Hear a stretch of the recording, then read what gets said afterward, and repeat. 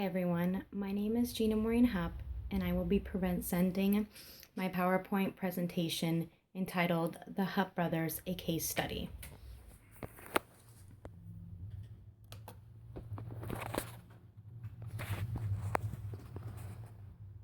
Here's my boys.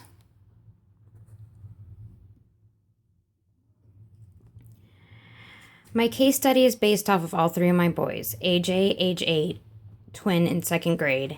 AJ has the shyest personality of his brothers, has a temper, but usually keeps it in check, is very content playing on his own, independent, loves math, more of a homebody, and is social when he wants to be. Joe, age 8, AJ's twin, is also in second grade. He is very social, empathetic, kind of a pushover, gets hurt easily, both emotionally and physically, loves to play outdoors, has lots of friends, and loves math. Tommy is age 5 in transitional kindergarten. He is a ball of fire, high energy, will talk your ear off. His mind is always going. He's highly intelligent, confident, loves the outdoors, can be grumpy, and has a hard time sticking to tasks for too long. My proposal was to create assignments that were developmentally appropriate. I had the children use relatively the same materials and have similar assignments. It was important for them to learn, talk about their work, and have fun. Tommy had 2 observations at school and 1 at home. His teachers explained tasks in detail, and Tommy worked independently. Tommy's worked hard on his projects for an average duration of 30 minutes. He expressed pride and love of his art projects. He is in the pre-schematic stage in art development. Figure 1 is a picture of his rooster. Figure 2 is his tree and stick man. And figure 7 is his 10 army man standing in line.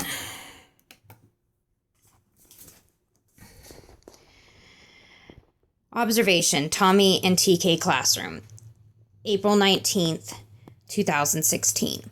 The first observation, the art teacher provided the children with leather-sized pieces of paper, had no examples of what to draw, and said she wanted them to use their imaginations but let them know that they were drawing their favorite animal. She provided the class with paper, pencils, crayons, watercolors, and scissors. Tommy sketched out a figure, which at the time I had no clue what he was drawing, though I saw it had a face and legs. Then Tommy outlined the pencil in black crayon. Once he was done, he dipped his brush in water and used a mixture of red, white, and blue paint and started to paint his figure.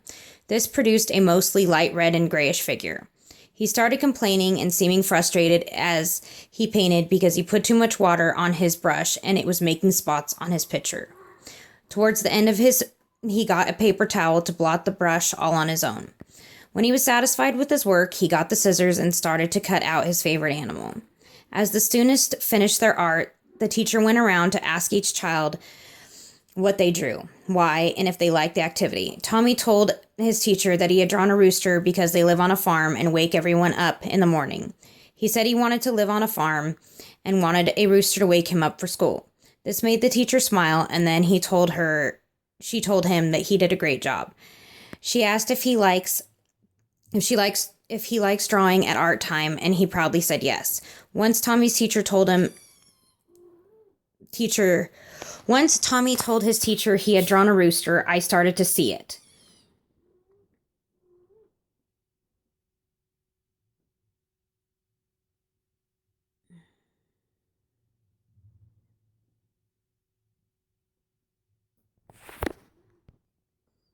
I saw the beak, wings, a couple of feathers on his chest, claw feet.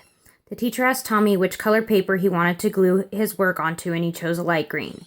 Then it was time to go, and Tommy left art class for a recess. He told me bye and ran out the door without even a hug. Second observation was at home, April 30th, 2016. After school and snack, I set up Tommy and his brothers up at the table on our deck. I told him to look at the mountains and trees and see what he saw.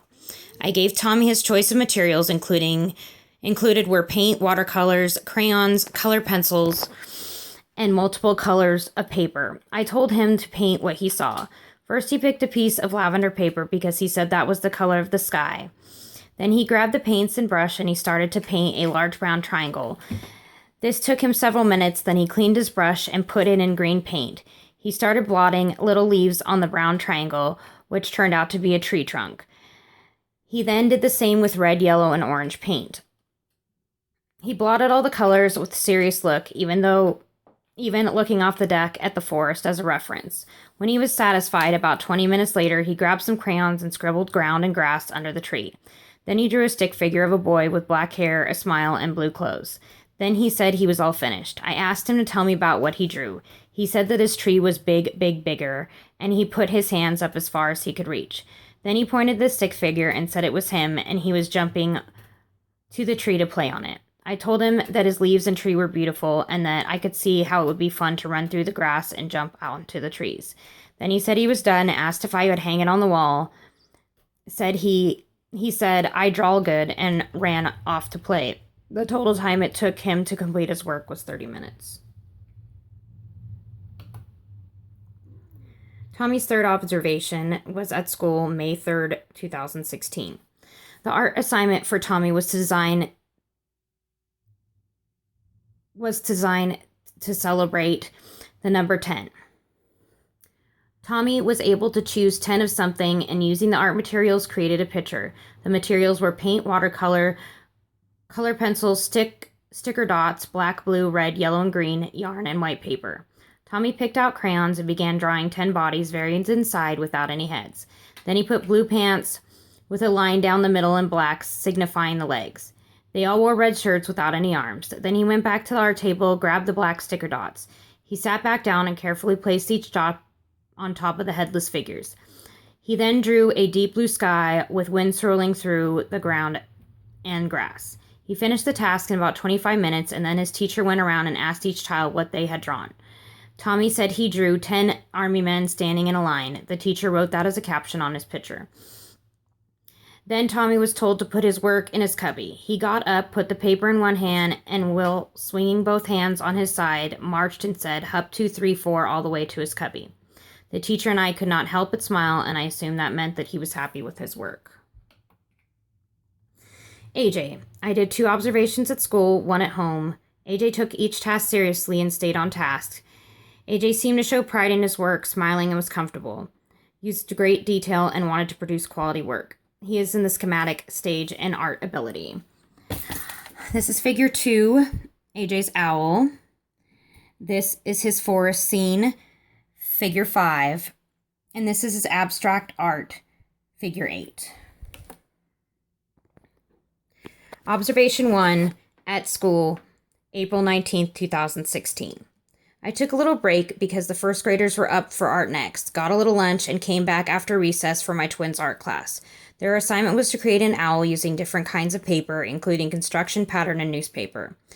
They were all provided with scissors, markers, and pencils. This time the teacher showed a previous student's art piece and left it on the board for the children to look at while they were working on their pieces. AJ was the first to the table and grabbed a handful of different papers and markers and headed back to the table with his best friend, Zach. Joe was looking at the sketch for a minute or two, then went to the table and picked out his paper and joined the table of several friends to start his work. AJ took his time cutting each paper and setting them on the backdrop to see if he liked how it looked. First, he glued a piece of newspaper to the backdrop, then the pattern body, then folded the wings, added the head, beak, then pupils on the owl. It took him the whole class period, and he was quiet while he worked. The teacher told AJ he did a terrific job and asked him if he liked the assignment. He said yes, it was fun. When the teacher went to AJ and asked him about his owl, he was not shy because he had known the teacher for 3 years now, and he was proud and lifted his work to show the teacher. She also complimented AJ on taking his time and using great colors and detail on his owl. Observation 2, at home, April 30th, 2016. AJ sat at the table on the deck and looked up at the sky, then stood up and looked at the mountains and trees around him. He sat in contemplation for 5 minutes, then grabbed a pencil and began drawing. I could see him draw the outlines of several hills and then grass and trees. He then took a black marker and outlined all his pencil. Then he got up, looked at the view of the deck again, and grabbed watercolors. He first put his brush in blue and painted the sky with different variations of blue, making sure to leave the outline of clouds in the sky. Then he painted the first tree orange, the second a greenish yellow, the third a yellow, and the fourth green. Then he painted his grass all green and transitioned from green to yellow and again left different variations of colors in the hills. AJ looked over his picture and smiled. Then he told me he was done. About 45 minutes of working and contemplating. I asked him about his work. He said, "Mom, the sky was so blue today and the trees with so many colors." He said that he knew there were more trees in the forest, but he painted his favorite ones. Then he said that the grass was changing from green to yellow because we were not getting enough water. I asked if he liked his drawing and he said yes. Observation 3 at school, May 30th, 2016. Our class was divided into 2 different groups. The teacher gave the second grade class a talk about still lifes and abstract art. She showed the kids a table that had a plate and some apples on it and explained that in still life drawings, you draw what you see, not in motion, but as a fixed object, such as a vase of flowers or a portrait of a person. The next table had many different colors of paper, and the teacher explained that abstract drawings represented what we do not see in the natural world, such as nouns, persons, places, or things. She explained that abstract art is about color, shapes, and their imagination. She told the children that they were to use pieces of paper to create the works, using their imagination as their guide. The teacher told the children to choose. AJ sat down at the abstract art table. On the table, he saw 2 examples. Wassily Kandinsky's first abstract watercolor, 1910, and Robert Delaney Lapierre Desk, 1912 to 1913. AJ grabbed a sheet of white paper and several colors of paper. He then ripped pieces of fluorescent green paper in similar strips and glued 4 of them horizontally, fairly evenly apart. Then he started cutting circles in various colors and diameters, tracing each one with pencil first. Then, without any rhyme or reason, he began pairing up the circles and gluing them onto the paper, overlapping various circles on top of each other, creating 11 circles in total. Then he picked up his picture and looked at it several different ways, smiling and seeming pleased with himself. Then his work took him 40 minutes. The teacher came to see what he had come up with and was impressed with his interpretation of abstract art. He said that he used the Robert Delaney piece, though he did not say it. He said it was the one with circles. Joe. We did 2 observations at school and 1 at home. Joe worked alongside his friends and had a slightly hard time sticking to task. He showed frustration when he was not pleased with his work, but also pride in his work when it was completed. He used great detail and wanted to produce quality work. He is in the schematic stage in his art ability. This is figure 2, his owl. Figure 5, his trees. And figure 8, his still life. Observation 1, April 19th, 2016, Somerville art class. Joe was talking with his friends and was told several times to stay on task. He grabbed a large piece of newspaper and glued it to the backdrop, then folded the wings, added the head, eyes, gave the owl's ears. One fell off at the end and he did not glue it back on. He then grabbed some pleated paper and used them as feathers at the bottom of his owl. He had to staple the pieces on because the slick paper did not want to take on the glue. Joe also used white circles for the eyes, but colored them mostly black and left the pupils white and drew feathers on the wings. Joe finished early and went back to talking with his friends. The art teacher went around the class again, asking the students about their work and praised it. She told Joe that she liked how he used the newspaper and the pleated paper, and Joe smiled and said thank you. I felt that even though the teacher posted an example of the owl on the board, that the children used some of the same ideas, but none of the works looked the same. The teacher did an excellent job with all my children, and I appreciated her compliments and taking time to listen to each child about their work. I was also impressed at the end of the day she planned on hanging all the works on the exterior of the library. I had seen how she does this for the children to see their works as well as their friends. I felt the teacher allowed my children to use their imaginations, express directions clearly, provided a great amount of material, helped the students with what they needed, and made a point to give each child a moment of her time. I thought Tommy's work was more two-dimensional and used less materials, while AJ and Joe's work was more three-dimensional and was more of a collage project. Observation 2 at home, April 30th, 2016. Joe sat next to his twin, AJ, ready to start his art. He also looked at the surroundings of the deck and told me, "Mom, today is as beautiful as you." I smiled and said, "Thank you, Joe. You are so sweet." Then gave him a hug and a kiss. Joe began to sketch in pencil trees, hills, and a fence. He worked for a while on the fence, trying to make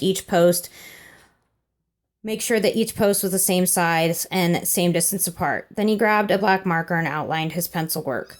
Joe also started his watercoloring with the sky, also using different tones of blue by changing the amount of water on his brush.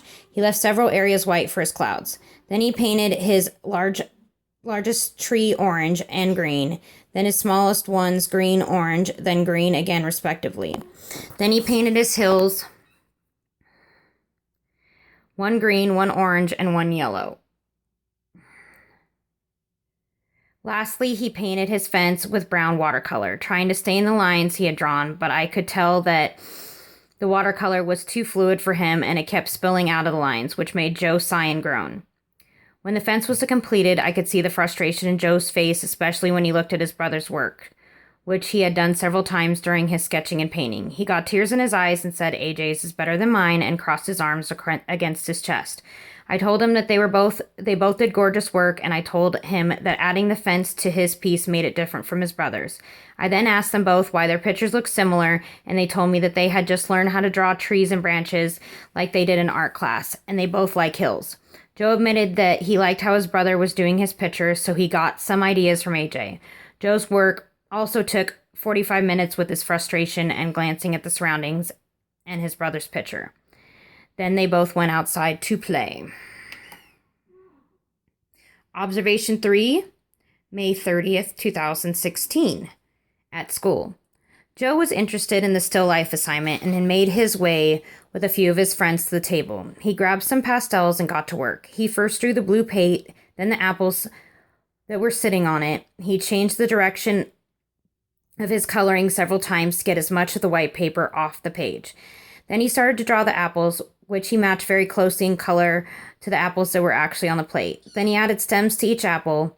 When he was satisfied with his shading of the apple, he started to color the background.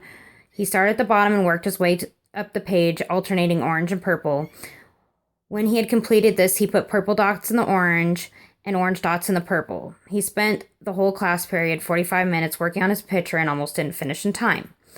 The teacher said that she really thought he did a good job shading the apples and liked his background. Joe said that he put the background on his picture because he thought it made it look like it was supposed to be in a museum. This is Tommy, age 5, AJ, age 8, and Joe, his twin, age 8 also. Conclusion. The Wilson and Wilson theory held that children should expect to develop differently and at different rates, and that intervention by knowledgeable adults can boost the educational experience of children and provide valuable insight about children to the adults. I agree with this when I see my own children's development. Tommy, conclusion. In regards to the 7 stages of drawing development, I see where Tommy has mastered the idea body is achieved. Head, body, arms, and legs are each distinct shape. Tommy is presenting abilities in the inventing the familiar, drawing characteristics of what he sees every day. In regards to all his drawings, the rooster, the tree with stickmen, and the 10 army men. Tommy is very conscious of the creation of form, shows beginning ability to communicate graphically, makes marks that are controlled, relates marks to environment, makes recognizable forms, makes representational symbols for a person, draws what he knows and feels, makes mechanical color choices. AJ and Joe were similar in abilities. In regards to the 7 stages of drawing development, the twins are more in the development of character. hair, clothing, size, visually distinguished individuals. I can see in all their art attempts that they were trying to produce art that meets adult standards. Yet I could see where they still produced work that was unintentionally contained many characteristics of the schematic stage. For instance, the symmetrical roll of the hills. Their art had visual contradictions. They both gave much attention to details such as color, shading, and aesthetics.